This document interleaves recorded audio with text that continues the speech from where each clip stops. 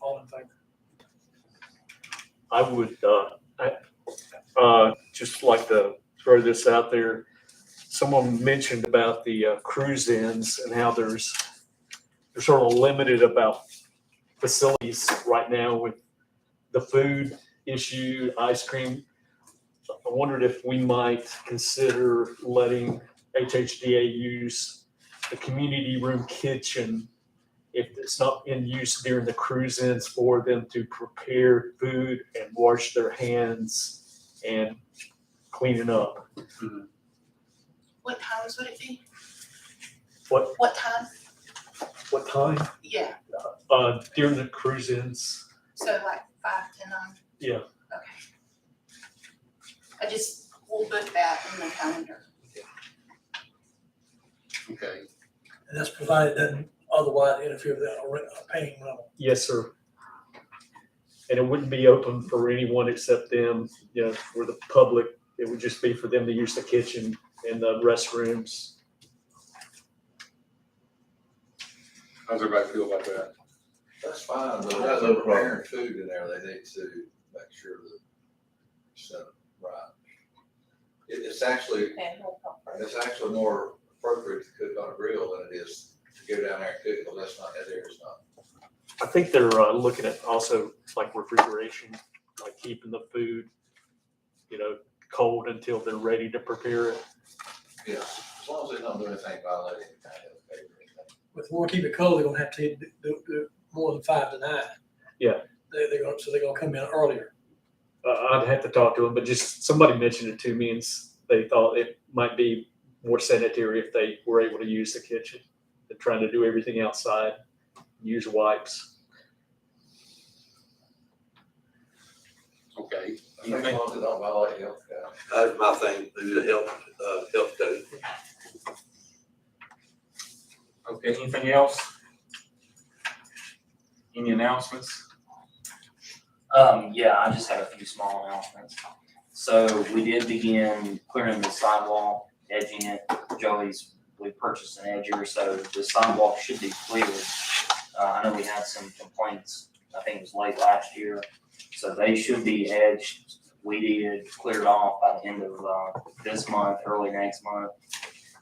Park renovations, Kevin Parker said last week he started on the staining and the painting of the depot, or maybe pressure washing. I don't know if he's actually started the staining yet, but that's underway. And then we finally ordered the gym lockers. They should be here tomorrow, delivered for the gym, put into the gym. So those are just 3 small updates on the video. I have a question while we're on the subject.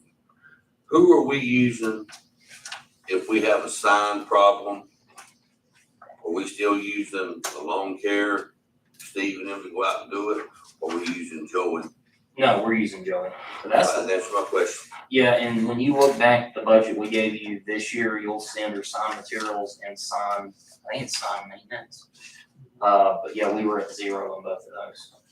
I think we may have bought 1 sign for $100, but other than that, we always put them on.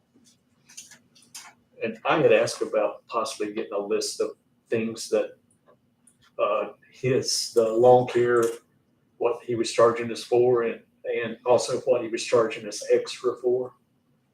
It's kind of like the contracted expenses versus Yes, sir. just the one-offs.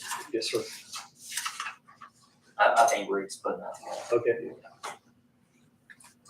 I don't know if I missed it or not when we was talking about transportation or anything, but have we done any more think any more about doing any kind of work on the railroad track on 78?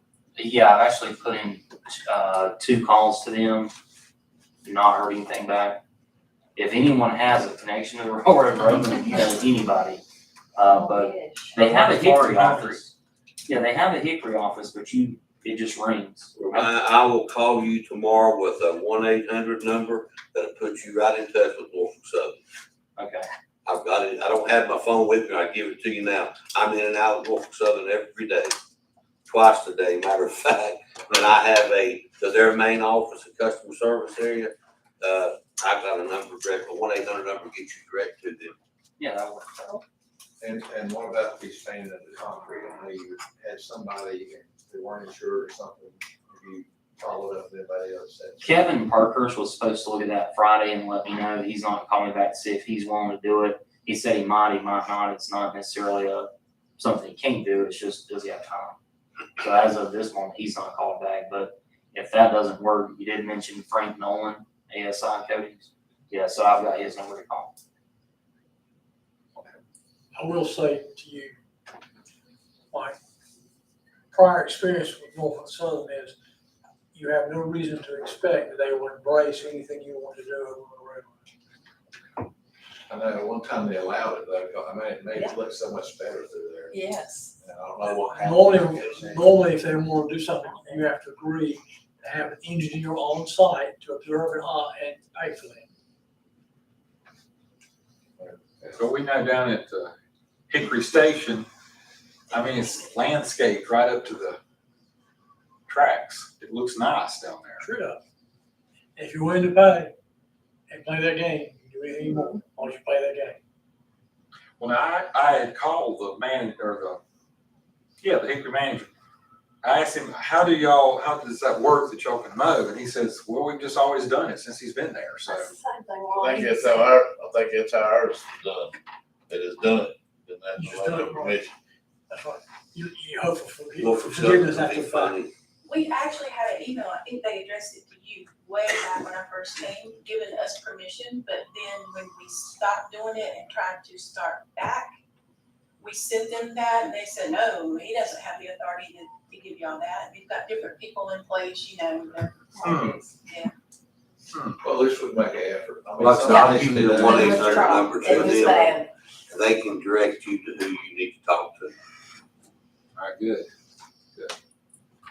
And I promise you they'll answer the phone. Yeah, and I mean, you can even look at the Hickory office number and call that number. It just rings. No answer machine, no person, nothing. You don't even at least get a recording that says this one. Their union, they might be there, they might not, it's up to what Waste they of want money to do. there in their eyes. Most of their stuff, most of Norfolk Southern, if you don't see them on the tracks, that's just like the Charlotte Norfolk Southern terminal. There's 4 people in that whole terminal. And there's hundreds of trailers, hundreds of train cars coming in there every day. There's 4 people that actually work for Norfolk Southern there. Everybody else is contract. How does, like, code enforcement, I mean, there's you got the ordinance in there about the weeds, the trash, the tall grass and stuff. We can enforce it on our citizens. Why can't we try to pressure? I mean, I know we can't push them, we can't pressure them, but is there something maybe he should call about? Well, a lot of that would factor into how big the parcel of land is, from the ordinance standpoint. If it's over, I think it's an acre, if it's over an acre, they can only be made to do a certain amount of footage, on the border. But it may be something that I can look into. I think we even had Hunter Nestor, the previous planner, he looked into it. He tried calling him, couldn't get anything. Patrick, previous code enforcement officer, I think we had him call. Just from what I've been told is we were doing it up until about 2016, something happened. And after that point, they don't give us permission to go. It'd be nice to make an effort. Yeah, no. Make an effort at it and see, we may not get anything done, but at least we tried. Well, it's one of our main arteries in the town. So I can't understand why they would be against us wanting to make their right of way look Increase nicer. our property. Exactly. And you keep birds. That's not sad. Okay, anything else? I guess there's just one thing to do. I'll make that motion. All in favor? Thank you. Yeah, Now, what's this about birdhouses? Can't hold a second.